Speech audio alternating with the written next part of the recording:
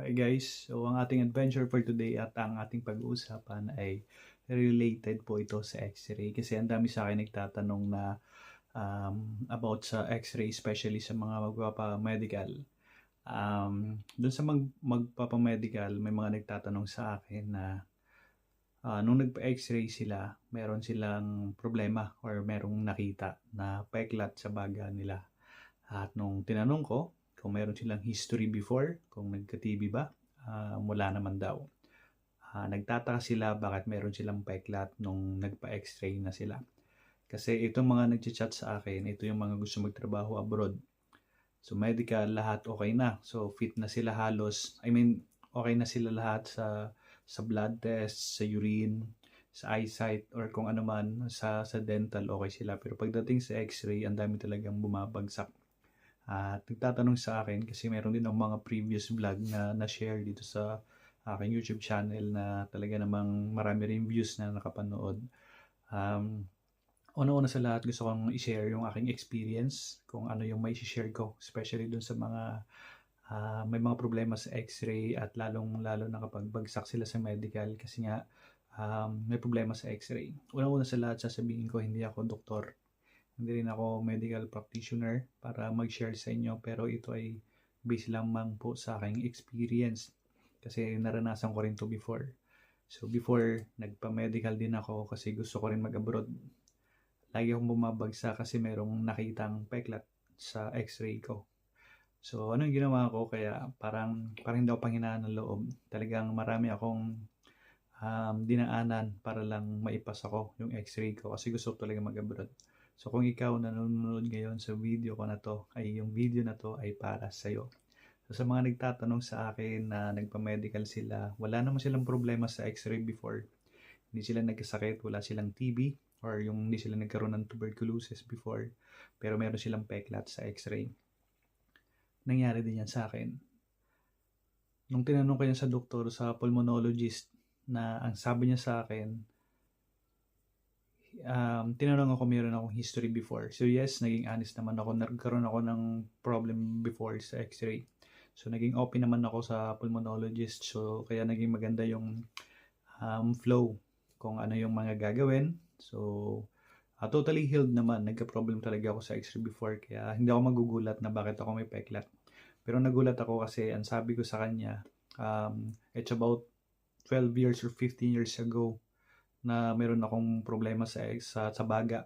Pero ang sabi sa akin ng doktor, na pulmonologist, na hindi talaga totally nawawala yung peklat. Nag-heal siya, gumagaling siya, pero yung peklat na yon ay nandun na. At dun sa mga tao naman na hindi nagkaroon ng problema sa X-ray or hindi nagka-problema sa baga at may peklat, so isa din yan sa mga natanong ko dun sa doktor na yung iba, especially yung sinabi niya sa akin ng doktor na yung iba nga nagkakaroon sila ng peklat kahit wala silang sakit. So ibig sabihin nun, matibay yung baga nila pero nagkakaroon pa rin ng problema dun sa X-ray nila. So may mga nakikitang spot or may mga nakikitang peklat. So ibig sabihin nun, hindi naman sila nagkasakit sa baga. So hindi nagka-problema sa X-ray. So ibig sabihin matibay, malakas yung resistensya nila. So sa mga nagtatanong sa akin kung ano yung gagawin, pag nakitaan kayo ng peklat sa baga or sa X-ray sa medical, una-una sa lahat, magpa-consult kayo sa pulmonologist.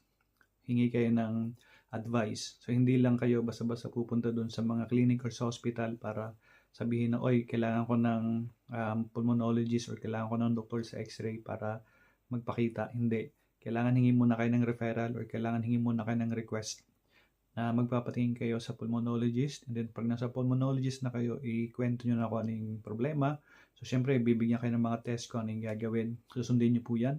And then, kung ano yung mga test na gagawin, ay kailangan nyo sundin yan para hindi kayo magka-problema. At kung nagkaroon kayo ng undergo like medical examination, like X-ray, kinuha kayo ng saliva para sa sputum, gawin nyo yun. And then, kapag naging negative naman yung result, hingi kayo ng mga letter na fit kayo na wala kayong problema sa X-ray. Hingi kayo sa mga pulmonologist doctor na nag-undergo naman kayo ng mga test pero negative naman yung result.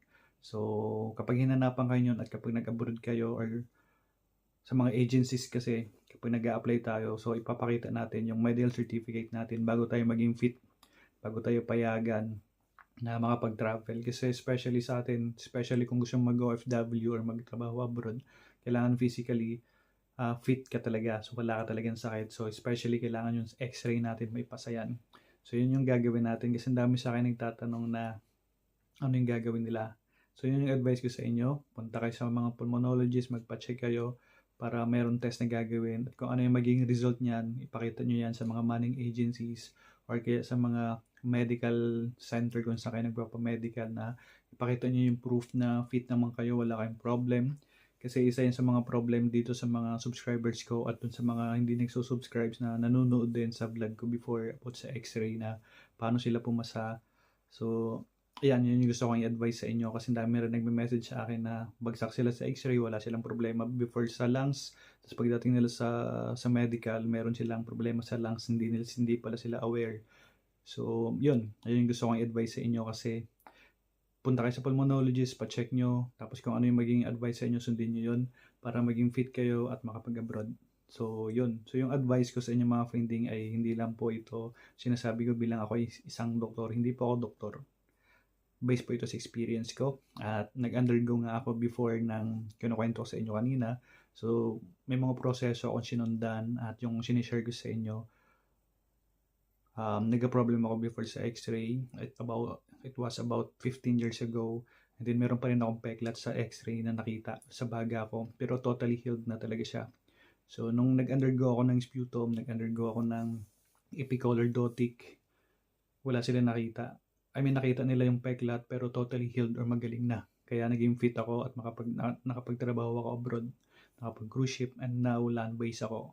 So sa mga may problema sa x-ray at nahirapan pumasa sa medical, yung advice ko sa inyo ay pwede nyo sundin to.